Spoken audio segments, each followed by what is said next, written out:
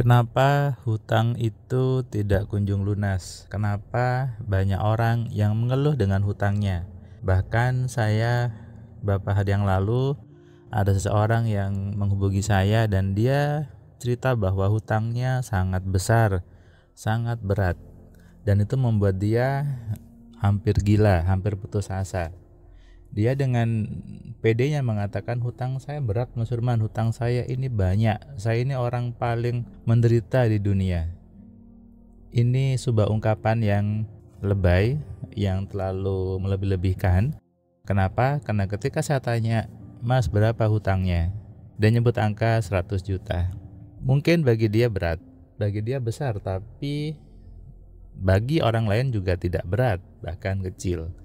Nah, ini bukan urusan angka sebetulnya, bukan urusan jumlah hutangnya, tapi bagaimana cara Anda, cara kita menyikapi hutang tersebut. Ini yang ingin saya bahas di audio video kali ini. Solusi praktis untuk Anda mudah hutang menjadi lunas.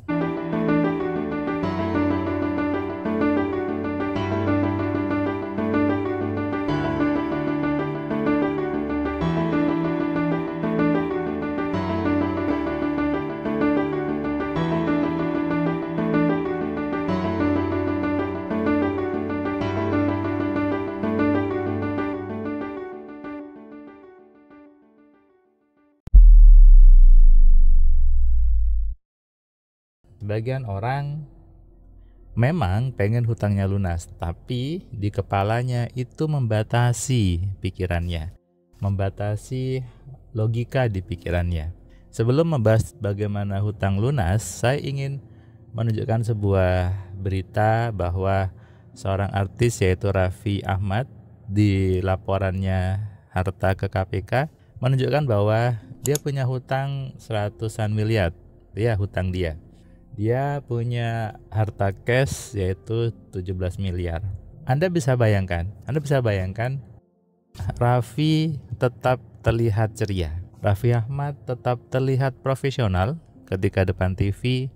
Bahkan buat Anda yang mungkin pernah meet and greet dengan dia, tetap dengan happy, tetap dengan ceria dan kelihatan tanpa beban. Hutangnya miliar. Yang tadi menelpon saya hutangnya hanya 100 juta saja. Itu kalau dibuat persentase berapa persen ya dari hutangnya Raffi? Kecil sekali kan, 0,0 sekian gitu ya hutangnya. Yang 100 juta tadi sudah melebay-lebaykan bahwa saya ini orang paling menderita di sekitar saya ini orang paling berat hutangnya, saya paling besar hutangnya. Dia tidak ada pembanding, dia tidak ada alat ukur sehingga dia membuat sendiri persepsi bahwa hutangnya berat, hutangnya susah. Dan celakanya inilah yang membuat hutang seseorang tidak cepat lunas. Inilah yang membuat hutang orang itu tidak kunjung lunas. Apa? Persepsi yang salah dengan hutang. Cara melihat hutang yang salah. Benci dengan hutangnya, tidak suka dengan hutangnya. Ini kan lucu. Dulu Anda yang memutuskan untuk berhutang. Anda yang datang misalnya ke bank, Anda sign kontrak hutang. Tapi kenapa sekarang Anda begitu benci dengan hutangnya? Efeknya apa? Hutang Anda tidak kunjung lunas. Ketika hutang tidak kunjung lunas, Anda membuat prasangka baru bahwa Tuhan sedang menghukum saya. Tuhan sedang memberi ujian kepada saya. Muncul lagi prasangka yang negatif pada Tuhannya, prasangka yang buruk kepada Tuhannya. Bagaimana hidup jadi penuh kesenangan ketika sibuk berprasangka buruk kepada Tuhan, sibuk berprasangka negatif pada Tuhannya. Akhirnya apa? Hutang tidak kunjung lunas. Saya pernah buat video bahwa cintai hutangnya. Anda harus suka dengan hutang. Ada contoh tadi si Raffi Ahmad. Anda bisa bayangkan, ini hanya urusan bagaimana mengelola isi kepala Anda, bagaimana menata mindset Anda tentang hutang. Kalau Anda takut dengan hutangnya, kalau Anda belum apa-apa sudah berat dengan angka yang ada di tagihan hutang Anda sedang menutup jalan terbukanya peluang untuk hutang itu datang, untuk hutang itu lunas sebetulnya. Anda sedang menutup peluang datangnya rezeki di situ. Nah, ini yang membuat hutang tidak kunjung lunas, dan akhirnya apa? Anda malah menarik hutang yang lain, Anda malah mendatangkan hutang yang lain. Efeknya apa? Anda berat lagi, Anda stres lagi. Coba deh sekarang Anda geser mikir hutangnya dengan berpikir solusi dari hutang tersebut. Geserlah melihat dari yang jelek, geser jadi lihat yang baik. Geser pikiran Anda dari hal yang memberatkan jadi hal yang penuh dengan kebahagiaan. Contoh aja Raffi sama istrinya masih bisa keluar negeri, masih bisa happy, masih bisa apapun juga. Padahal hutangnya banyak, oke? Tapi itulah sosok yang memang mindsetnya bagus. Sosok yang memang punya skill yang bagus menata isi kepalanya. Dan orang-orang kaya punya skill itu. Orang-orang kaya punya kemampuan mengelola isi kepalanya. Orang-orang kaya punya kemampuan mengelola bagaimana menata hidupnya, memprogram pikiran. Sementara, orang-orang miskin tidak tahu bagaimana mengelola mindsetnya. Orang-orang miskin sibuk untuk mengurusi di luar dirinya. Sibuk nyalahkan orang lain, sibuk nyalahkan pemerintah, sibuk nyalahkan jalan macet dan sebagainya. Orang-orang kaya sibuk untuk mengenali apa yang salah di dirinya, apa yang bisa saya ubah di diri saya.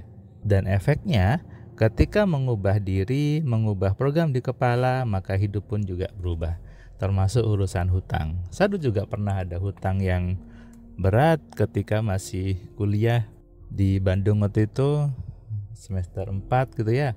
Dan saya sempat juga merasa berat sehingga saya pergi ke orang-orang yang nyebut dirinya pintar, saya sebutnya Cona Jahiliyah gitu ya, pergi ke sana, kemudian disuruh macam-macam, suruh puasa, suruh wiritan, baca ini, baca itu, berendam di sungai dan sebagainya.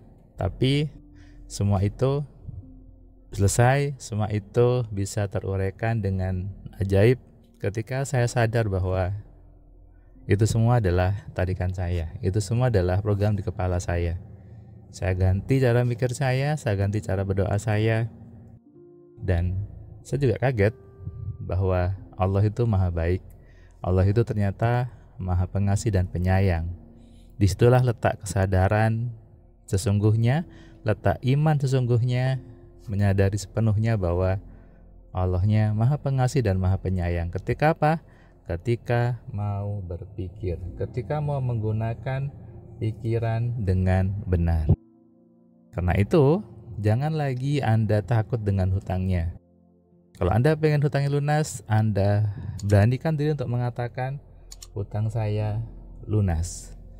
Balas di komentar video ini, hutang saya lunas. Jadi Anda beranikan menulis di kolom komentar hutang saya lunas. Dan gunakan pikiran Anda secara benar. Percayalah, Tuhan itu maha baik, Tuhan itu maha pengasih dan maha penyayang. Ingat, Tuhan tidak akan mengubah nasib seseorang sebelum orang itu mengubah sendiri nasibnya. Sadari ini dan renungkan. Salam dari saya, salam sehat, salam kaya, salam cerdas dari saya, Mas Firman Pratama. Assalamualaikum.